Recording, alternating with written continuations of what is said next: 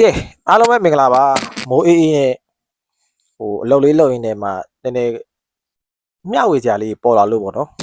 ပြောချင်တာလေးရှိလို့ပေါ့အဓိကတော့ဒီ error တွေအကြောင်းပေါ့နော်ကားနဲ့ပတ်သက်တဲ့ error တွေအကြောင်းအဓိကပြောပြချင်တာမျှဝေချင်တာပေါ့နော်အဲ့တော့တခါတည်းတစ်ဆက်တည်းကျွန်တော်ရဲ့အလုပ်အကြောင်းလေးပါတခါတည်းပြောချင်တခါလို့ရှိရင်ပုံနာတွေကကျွန်တော် online ပေါ်ကနေမြင်ပြီးတော့ခုနှစ်ပေါက်တွေပဲလာပြင်ကြတယ်ပေါ့နော်ကျွန်တော်ရဲ့တကယ်အလုပ်ကဒီဝိုင်းလောက်တာပေါ့နော်အဓိကတော့ဝိုင်းလောက်တာပေါ့ဝိုင်းဆိုပေမဲ့လို့လည်းအကုန်ပါပါတယ်ဒီအကုန်လုံးနှီးပါပါပဲကားရဲ့error ရှာတဲ့ပိုင်းတွေပါတွေအကုန်လုံးဒီလောက်တယ်ပေါ့နော်အင်ဂျင်တွေပါကင်တာအင်ဂျင်တွေပါကင်တာတို့အင်ဂျင်တွေပါတင်ချလောက်တာတို့ကလွဲလို့ရှိရင်ကျန်တဲ့ပိုင်းကတော့တော်တော်များအကုန်လောက်တယ်โอเคအဲ့ဒါတပိုင်းကွန်ပျူတာပေါက်ပြင်တာကကျွန်တော်ရဲ့တကယ်အလုပ်မဟုတ်ဘူးပေါ့နော်ဒီကကျွန်တော်ရဲ့တကယ်လုပ်ကတော့ဒီဝိုင်းလုပ်တာပေါ့โอเคအဲ့လေးကိုအရင်ဆုံးဒါနားလည်အောင်အရင်ဆုံးမိတ်ဆက်ပေးတာโอเคအဲ့တော့ကျွန်တော်ကားရဲ့ error လေးအကြောင်းစပြောပြပေးမယ်တစည်းကတိုတာ SEO နောက်ထပ်နှစ်စီးကerror တူပဲထိုတာ pro box ပေါ့နော် pro box ရေကျွန်တော်ဒီ Corolla ဖင်ပြက်လေးပေါ့နှစ်စီးနောက်စီးကကြတော့ Nissan 80ဘန်နွားကြီးအကြောင်းအဲ့တော့ကား၄စီးအကြောင်းပေါ့နော် error ကတော့3ခုပေါ့နှစ်စီးကတော့ error တူပဲဒီနှစ်စီးကတော့ error မတူဘူးအလဲက pro box နဲ့ဖင်ပြက်နဲ့ကတော့ error တူပဲအဲ့နှစ်ခုကလည်းတော်တော်လေးထူးကြတယ်တပုံစံနဲ့ပဲဖြစ်တာနော်ဒီနှစ်စီးကတော့ဒါတစီးSEO အကြောင်းလည်းအရင်စပြောပြမယ်အဲ့တော့ SEO ကထူးခြား error တော့မဟုတ်ဘူး stat ရှိရဲ့ error ဒါပေမဲ့ပြောပြချင်တာကအဲ့ဒီ stat ရှိရဲ့ error ကိုဖြည့်ရှင်းနေမဟုတ်ဘူးအဲ့ဂျားထဲမှာအယူဆလေးတွေလွဲဝါးတဲ့ကိစ္စလေးတွေပြီးတော့ပေါ့ဆဆနဲ့သတိမထားမိတဲ့ဟာလေးတွေကနေပြီးတော့မှဒီကွန်ပျူတာပေါက်ကြောင့်မှာဆိုပြီးတော့နာမည်တက်လောက်တဲ့ထိ error မျိုးဖြစ်သွားတယ်ပေါ့နော်အဲ့တော့ SEO ကကျွန်တော်ရှီကိုရောက်လာတာကဒီ error stat ရှိရဲ့ error ကိုရှင်းမဟုတ်ဘူးသူကကွန်ပျူတာပေါက်စစ်ရှင်လို့ပါဆိုပြီးရောက်လာတာကွန်ပျူတာပေါက်ကြောင့်ဖြစ်တယ်ဆိုပြီးပြောလိုက်ရပေါ့နော်အဲ့တော့ဒီကွန်ပျူတာပေါက်ကြောင့်ဒီ stat ရှိတာဟုတ်မဟုတ်ကိုသူကလာစစ်တာကျွန်တော်ကလည်းပထမတွေးမိတာကဘယ်လိုတွေးမိလဲဆိုတော့ကမ်ရှက်ကုတ်တွေပါတက်လို့များလားပေါ့ stat ရှိတာအားကြောင့်ကွန်ပျူတာပေါက်ကြောင့်ဖြစ်နိုင်တယ်ဆိုပြီးပြောရတာဆိုပြီးကျွန်တော်ကြည့်ဟုတ်ပြီကိုလာခဲ့ကျွန်တော်စစ်ပေးပါမယ်ဆိုပြီးကျွန်တော်လည်းခေါ်လိုက်တယ်ပေါ့နော်ဒါပေမဲ့ကျွန်တော်ရှီရောက်လာတော့ကားကဘာရကုတ်မှရှိမနေဘူးဟိုပါပေါ့နော်ကမ်ရှက်ကုတ်တွေပါလည်းတက်နေရမျိုးမဟုတ်ဘူးအဲ့တော့ကျွန်တော်ကကား history ကိုစမေးရပြီပေါ့နော်ဟုတ်ပြီအခုဘာကြောင့်ဒီစတက်ရှည်သွားလဲပေါ့နော်ဘယ်တော့မှစဖြစ်သွားလဲကျွန်တော်စပြီးတော့သူလွန်ခဲ့တဲ့2ရက်လောက်ကကားကမောင်းနေထွေးရောက်သွားတယ်ပေါ့နော်ထွေးရောက်သွားတော့သူနီးစပ်ရ workshop တစ်ခုမှာသူပြတော့စီမလာတော့သူတို့စီပန့်ကိုဂျပန်ကျအလုံးလိုက်1 set ချိန်လိုက်တယ်ပေါ့နော်ချိန်လိုက်တော့လေကားကမနိုးတော့မှသူတခြားအရာထက်ရှာတယ်တခြားအရာထက်ရှာတော့မှဘာသွားတွေ့လဲဆိုတော့ကတိုင်းစင်စာကျိုးပြတ်နေရပေါ့နော်ကတိုင်းစင်စာကျိုးပြတ်တယ်အဲ့တော့ကတိုင်းစင်စာကျိုးပြတ်ဆက်ပြီးနှိုးလိုက်တော့ကားက okay ဆိုပြေးသွားတယ်နိုးသွားတယ်ဒါပေမဲ့လို့အဲ့ stat ရှိတဲ့ error ဖြစ်လာတယ်ပြီးတော့ကားကအဲ့လိုမျိုးချက်မောင်းနေနေနည်းနည်းတွန်းဆုံးဖြစ်ရှင်တယ်ပေါ့နော်အဆွဲရုံးကြတဲ့ပုံစံမျိုးဖြစ်တယ်ပြောတယ်သူကားဝယ်လာတာက2လ3လပဲရှိသေးတယ်အရင်တော့စဝယ်လာကြတာမဖြစ်ဘူးဒီအဲ့လိုမျိုးဆက်ထိုးသိပြီးနောက်ပိုင်းမှာဖြစ်လာတာပေါ့ဟုတ်ပြီအဲ့ဒါသူ engine tune တွေပါသူတို့ဆက်လုပ်တယ်ဒါပေမဲ့အဲ့ stat ရှိတဲ့ error ကတော့လုံးဝမပြောက်သွားဘူးခါကြလို့ရှိရင်လည်းအဲ့လိုမျိုးအဆွဲရုံးကြတယ်မျိုးတွန်းဆုံးဖြစ်တယ်ပြောတယ်အဲ့ဒါနဲ့ဒီကွန်ပျူတာပေါက်ကြောင့်ဖြစ်တယ်ဆိုပြီးတော့ပဲကောက်ချက်ချပြီးတော့ဒါကျွန်တော်ရှိကွန်ပျူတာပေါက်လာပြင်းတာအဲ့နဲ့ကျွန်တော်ရှိမှာကွန်ပျူတာပေါက်လာစစ်တာပေါ့နော်အဓိကလာပြင်းတယ်ဆိုလာစစ်တာโอเคစစ်ကတော့ကျွန်တော်သူ့တခါတည်းဖုန်းဆက်တွေကတခါတည်းပြောထားပြီးသားစစ်ကတော့တော့ရှိပေးရမယ်ပေါ့နော်ကျွန်တော်စစ်ပေးမယ်ပေါ့ဒါပေမဲ့ဗျာကြည့်လိုက်ပြီးတော့ကျွန်တော်10မိနစ်15မိနစ်တော့သူပြောသလိုပဲရက်ထားပြီးတော့ကျွန်တော်နှိုးကြည့်ရတော့စက်က3-4ကလောက်ဆွဲရတယ်ဟုတ်တယ်တကယ်ရှည်နေစက်ကဒါပေမဲ့အဲ့ဒါကကွန်ပျူတာပေါက် error လုံးဝမဟုတ်တဲ့ဟာကြီးကိုကျွန်တော်စစ်ခါယူပြီးတော့ကျွန်တော်သွားပြီးတော့အခန်းထဲမှာသွားထိုင်နေလို့ရတယ်ကွန်ပျူတာပေါက်ဖြုတ်ပြီးတော့အခုဒါကျွန်တော် error မဟုတ်ဘူးကွန်ပျူတာပေါက် error မဟုတ်ဘူးလို့ပြောလိုက်ဇလန် BYP ပတ်စံလေးစစ်ခါလေးယူထားလိုက်ဒါပေမဲ့လို့ဒါကတော့ဒါသူ့ကိုကျွန်တော်ပုံမှန်လေးမေးတာပေါ့နော်ဟုတ်ပြီအခုကျွန်တော်အခုဒီ stat ရှိရဲ့ error ပျောက်ချင်တာလားဒီကွန်ပျူတာပေါက်ပဲကျွန်တော်စစ်ပေးရမလားကျွန်တော်ဘာလုပ်ပေးရမှာလဲမင်းကကွန်ပျူတာပေါက်ပြင်တာမဟုတ်ဘူးဟုတ်တယ်ကျွန်တော်ကွန်ပျူတာပေါက်လည်းပြင်တယ်ဒါပေမဲ့ကျွန်တော်ရဲ့တကယ်အလုပ်ကတော့ဒီလိုဝါရင်းနဲ့လုပ်တယ် ဟိုအဓိကတော့ကျွန်တော်တို့ဝါရင်လို့ပဲပြောအောင်ပေါ့နော်ဝါရင်လုပ်တယ်ကျွန်တော်တို့ဒီတိုင်ကောင်းစိတ်လုပ်တယ်ပေါ့နော်အဲ့ဆိုလို့ရှိရင်တော့ငါတဲ့ဒီ stat ရှိရဲ့အဲ့ဒါကိုပျောက်ချင်တာတဲ့ဟုတ်ပြီအဲ့ဆိုလို့ရှိရင်အခုကျွန်တော်တို့ပြန်စစ်မယ်အဓိကတော့ဖြစ်တဲ့ပြဿနာကစီပန့်အဲ့ဒါဖြစ်နေရပါတော့အဲ့ချိန်မှာဗာပြောလဲဆိုတော့သူကမဟုတ်ဘူးတဲ့စီပန့်အဲ့ဒါမဟုတ်ဘူးတဲ့စီပန့်စစ်တာနှစ်ခါရှိပြီတဲ့အဲ့ကျွန်တော်တို့ကလည်းစီပန့်အဲ့ဒါအဲ့တော့မဟုတ်ဘူးအကိုအဲ့ဒါပြောချင်တယ်ဆိုလို့ရှိရင်ကျွန်တော်စီပန့်တော့ဖြုတ်ကြည့်ခြင်းလို့ပါဆိုပြီးတော့မနေ့ပြောရတယ်စီပန့်ဖြုတ်ဖို့အဲ့တော့မှသူကဟုတ်ပြီညီလေးဖြုတ်ကြည့်ဆိုပြီးကျွန်တော်ဖြုတ်ကြည့်ရတော့မှအဲ့ဒါထင်းတဲ့အတိုင်းပဲပေါ့နော်စီပန့်မှာအဲ့ဒါဖြစ်နေတာအဲ့တော့ဘလို့အဲ့ဒါလဲဆိုတော့ကျွန်တော်ပြမယ်ဓာတ်ပုံလေးတွေမှာရိုက်ထားတယ်ပေါ့နော်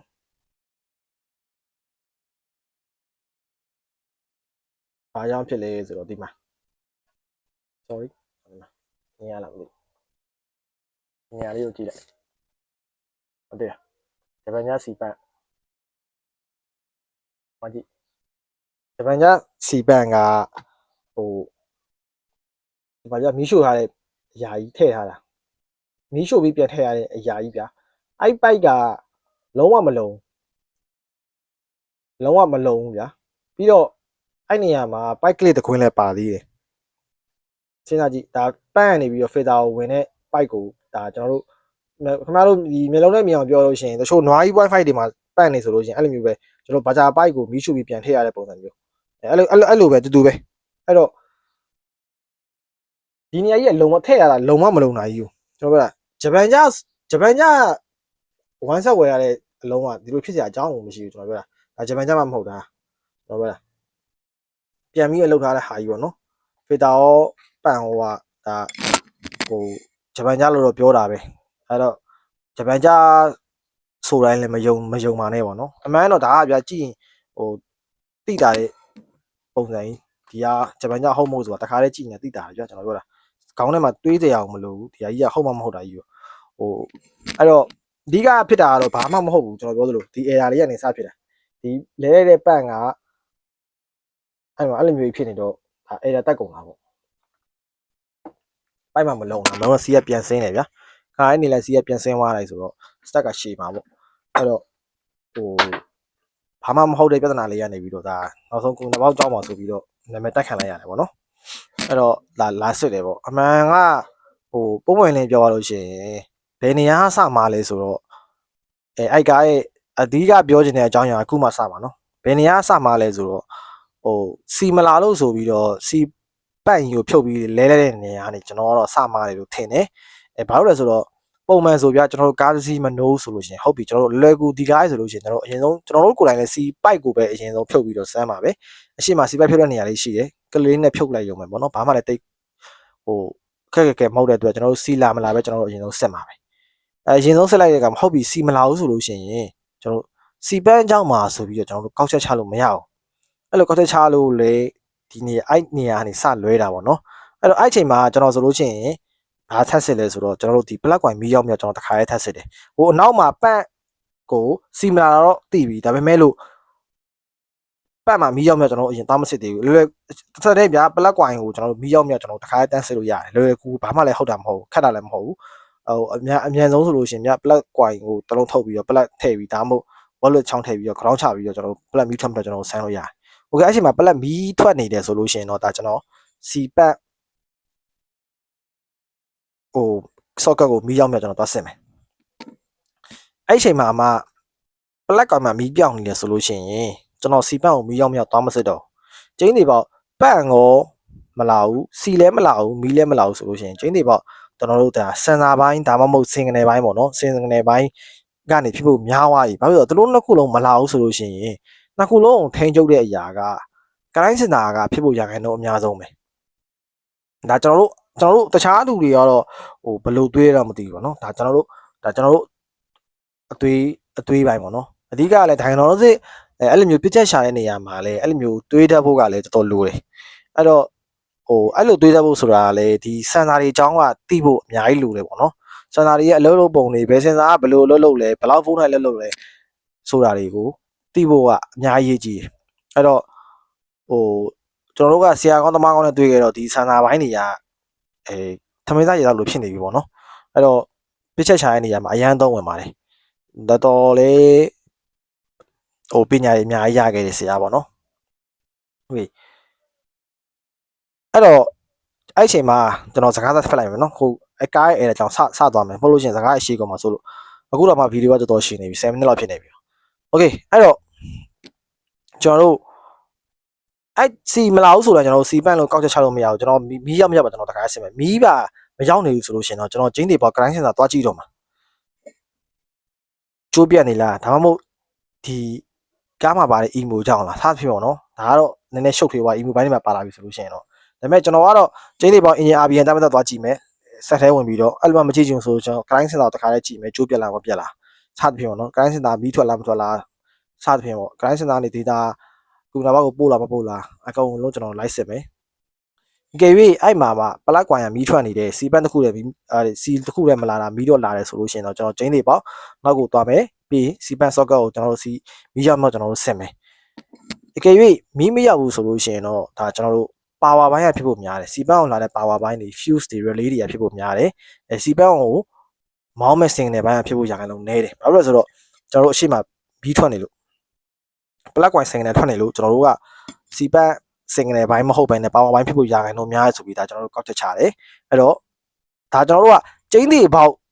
ဖြစ်နေလို့ပြောတာမဟုတ်ဘူးเนาะကျွန်တော်တို့ကိုယ်အသွေးနဲ့ကိုဒါကျွန်တော်အသွေးထဲမှာရှိတဲ့ကောက်ချက်ချပုံခြာနည်းတွေသွေးပုံသွေးနည်းတွေကိုကျွန်တော်ကဒါပြောပြနေတာအဲ့တော့အဲ့အချိန်မှာစီပန်းမီးမရဘူးဆိုလို့ရှိရင်ဒါကျွန်တော်တို့ဒီစီပန်းနဲ့ပတ်သက်တဲ့ fuse တွေ relay တွေဘိုင်းတွေကိုကျွန်တော်တို့လိုက်ကြည့်မယ်ပေါ့နော်โอเคအဲ့ချိန်မှာစီပန့်လည်းမီးရောက်နေဆိုလို့ရှိရင်တော့ဒါကျွန်တော်တို့ဂျင်းတွေပေါက်ပန့်ပဲဖြုတ်လဲမှာပေါ့နော်အဲ့တော့အဲ့ဒီစစ်တဲ့ဆရာသမားကဘယ်ရန်နေစမှာလဲဆိုတော့ကျွန်တော်တို့စီမလာအောင်ဆိုပြီးတော့စီပန့်ကိုဖြုတ်လဲနေရတယ်ကျွန်တော်ခုနကပြောလို့မှားတာအဲ့ချိန်မှာဒါသူဒါပလက်ကွိုင်မီးရောက်မရောက်ဒါမှမဟုတ်စီပန့် socket မှာမီးရောက်မရောက်စစ်လိုက်တယ်ဆိုလို့ရှိရင်ကျွန်တော်တို့ပန့်ကိုဖြုတ်ချအောင်မလိုဘူးโอเคဒါဆိုလို့ရှိရင်ဒါဒီမီးမရောက်လို့စီမထွက်တာဆိုတဲ့အကြောင်းကိုကျွန်တော်တို့သိသွားပြီအဲ့တော့မီးမရောက်တဲ့အကြောင်းကိုကျွန်တော်တို့ထပ်ရှာရမယ်ပေါ့နော်အဲ့တော့ကျွန်တော်ခုနပြောလို့တစင်းချင်းပြန်ရှာရမယ်ဝါရင်းပိုင်းကြောင့်ဖြစ်တာလားဒီ signal ဘိုင်းကြောင့် sensor ကြောင့်ဖြစ်တာလားဆိုတာကိုကျွန်တော်ပြန်ရှာရမယ်ပေါ့နော်အဲ့လိုတစင်းချင်းသွားခဲ့လို့ရှိရင်ဒီ error ကြီးဖြစ်เสียအကြောင်းမရှိဘူးအဲ့ဒီအချိန်မှာဟုတ်ပြီ plug point လည်းမီးမထွက်ဘူးစီပတ်လည်းမီးမထွက်ဘူးဆိုတော့တိသွားပြီဆိုလို့ရှိရင်ကျွန်တော် grind sensor သွားကြည့်တယ် grind sensor ဒိတ်တွေပေါ်ကျိုးပြတ်နေတယ်ဟုတ်ပြီတွေ့ပြီကျိုးပြတ်နေတာတွေ့သွားပြီအဲ့တော့